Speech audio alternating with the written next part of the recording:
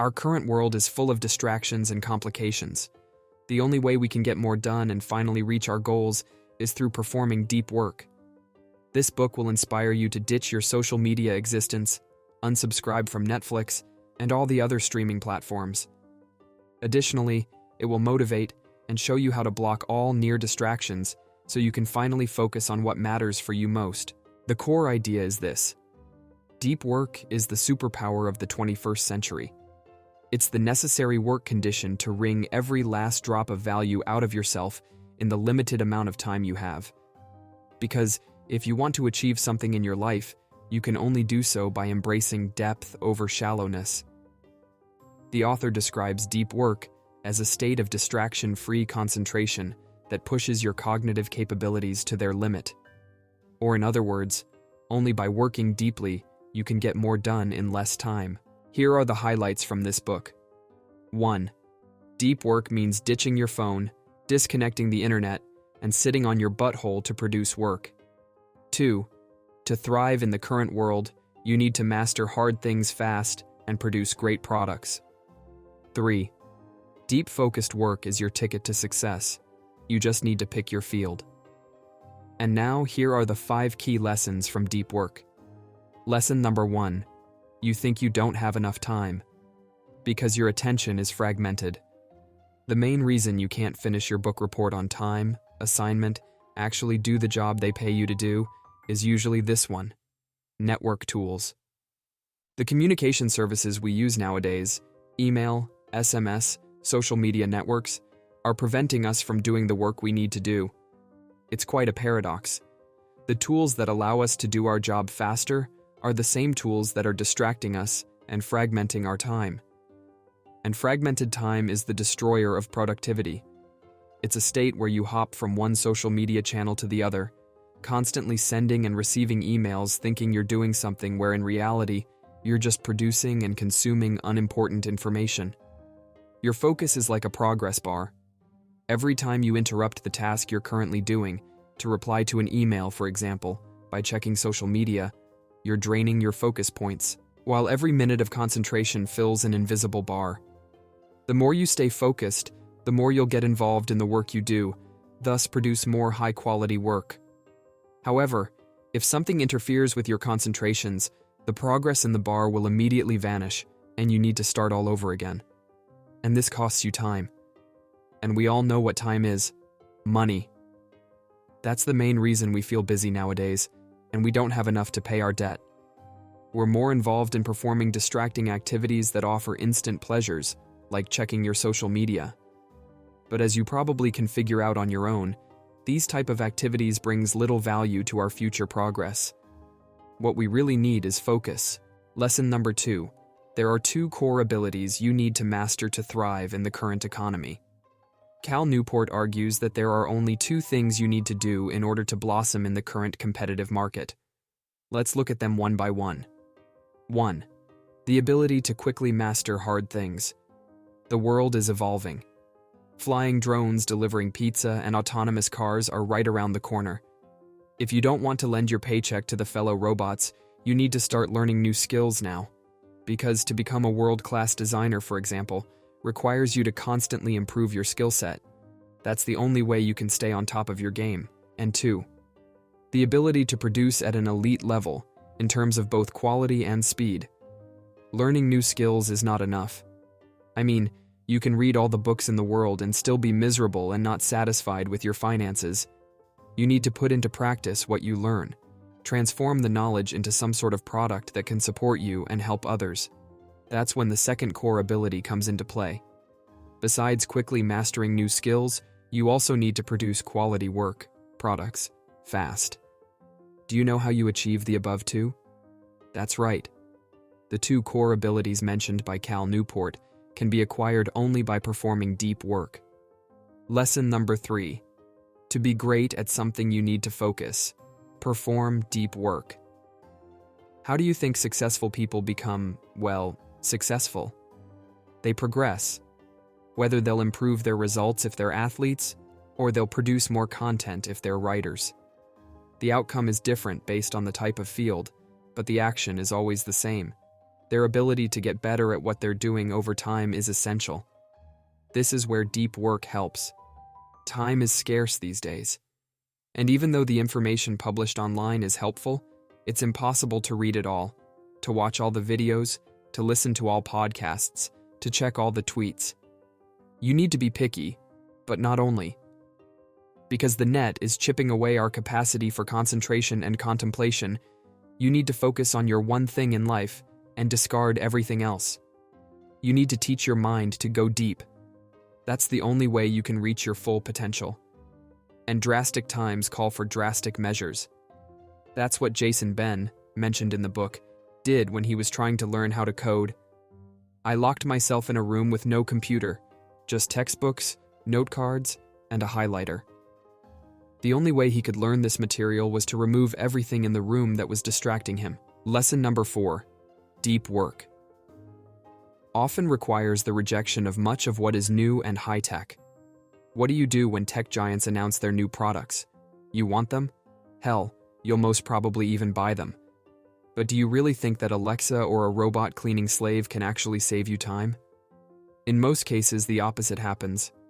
New tech is exciting and desirable, but great musicians, writers, leaders are usually satisfied with fewer things. Because more tech brings only distraction in your life. For instance, if you buy a new tablet or a new video game, you'll spend hours using these tools. In contrast, if you don't have a tablet, you won't watch TV series while you're laying on your couch. You might instead grab a book. Take George R.R. Martin, for example, the author of the fantasy series Game of Thrones. What he said in an interview about tech and social media is not something a lot of people will want to do, but it's surely something a lot of people will have to do. I am not on Facebook. I am not on Twitter. I will not be on the next new thing to come along, the one that makes Facebook and Twitter as obsolete as Genie and CompuServe and The Source, those halcyon communities of yore. This might sound harsh, but it's necessary. The only way to make deep work your priority in our current distraction-rich culture is to numb your desire for shiny tweets, more likes, tagged photos, walls, posts. Understand that these things are shallow and don't lead to anything productive in the future. The final lesson would be how to train your mind to perform deep work. It's super simple. You only need to block all near distractions. The main problem, however, is not that social media is a click away, is that our desire to check social media is so immensely high.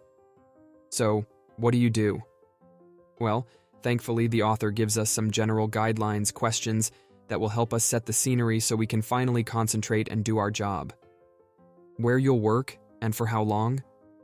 Identify a location, in your home or in your office, where you'll perform deep work sessions. If you're in an office and you drastically need to focus, set a schedule. For example, from 10 a.m. to 11 a.m. are do not disturb hours. Now go and tell everyone else to keep quiet and don't disturb you between these hours. In essence, you need to train your mind that the set location is your sacred place and that there is nothing else allowed inside. How you'll work once you start to work. You need some rules. For example, block social media or the internet during specific intervals. Also, set some sort of a metric system. If you're a writer, you can aim for words produced per 20-minute interval to keep the momentum going. The rules and the system will keep you away from doing unproductive things. How you'll support your work? To maintain a high level of deep work, you need some sort of help. You can add rituals in your day-to-day life so you can trigger deep work mode. For instance, preparing a good cup of coffee or playing your favorite music to get you in the mood. Also, making sure that the surrounding environment is distraction-free. These factors have to be systematized so that you don't waste mental energy figuring out what you need to do in the current moment. Something like this. Since I'm writing, I'm not allowed to tweet. These 3 questions will help you get started in crafting your deep work strategy. Keep in mind, though, that finding a ritual that sticks might require experimentation. So, be willing to try different things. And now I will be sharing with you the actionable notes from this book. 1. Schedule. Think weeks. Twice a year, Bill Gates isolates himself to do nothing but read and think about the future. This way he can reflect on the current state of his company and figure out towards where the firm should be headed. If you're feeling stuck or overwhelmed by your to-do list, it's probably a good idea to disconnect for a while and think about what you should be doing. 2. Lag and lead measures. A lag measure is essentially the results you get of certain behavior. For example, a lag measure is customer satisfaction ration. The problem with this measure is that it comes too late to change your strategy. Lead measures, on the other hand, measures the behavior that will lead to an improvement in the previous metric. For example, if we invest in customer support, training sessions, this will lead to better customer satisfaction. Or in other words, you need to focus on improving your lead measures. They have a positive impact on your long-term goals. And lastly, keep a scoreboard. It's useful to keep track of your goals and your progress. A scoreboard creates a sense of competition that can help you focus on the important things. It also provides a visual source of motivation. Once you see how much you've accomplished so far, you'll be more likely to ditch social media and focus on the important tasks. And here is my personal takeaway from this book. To be honest, the book can be squished in the following sentence. If you want to become great at something, you need to train your mind to perform deep work. That's it. Nothing fancy. The problem comes when we're alone in front of the blank piece of paper. An avalanche of thoughts is attacking your mind and making you do things you don't particularly need to do. That's when the research in the book comes into play. Cal Newport presents us with various stories, anecdotes, interesting tidbits about the lives of famous and successful people. All of this documented in under 300 pages. The whole topic about deep work is genuinely life-changing. It's surely something more people need to read and reflect on. Because the alternative is scary. Not performing deep work can actually destroy your life. Think about it. How exactly using social media can make you a better and a more productive person? And the author puts it like this. According to Cal Newport, to summarize, to succeed with deep work, you must rewire your brain to be comfortable resisting distracting stimuli. This doesn't mean that you have to eliminate distracting behaviors. It's sufficient that you instead eliminate the ability of such behaviors to hijack your attention. There is a popular notion that artists work from inspiration, that there is some strike or bolt or bubbling up of creative mojo from who knows where. But I hope my work makes clear that waiting for inspiration to strike is a terrible, terrible plan. In fact, perhaps the single best piece of advice I can offer to anyone trying to do creative work is to ignore inspiration. Mason Curry. If you don't produce, you won't thrive, no matter how skilled or talented you are. Who you are, what you think, feel, and do, what you love, is the sum of what you focus on. Cal Newport comes from within. Robert Greene. Hey, did you find the above insightful? You did? I'm blushing. If you want to stay in the loop for new book summaries, more deep dives fostering long-term thinking in a world driven by impatience, you can subscribe here. Many curious minds already did. Thanks for watching Level Up Plus. Our mission is to help you lead, grow, and excel. Remember, leadership, empowerment, vision, and lifelong learning are the keys to leveling up. If this inspired you, hit like, share, and subscribe for more. Let's keep growing together and level up plus.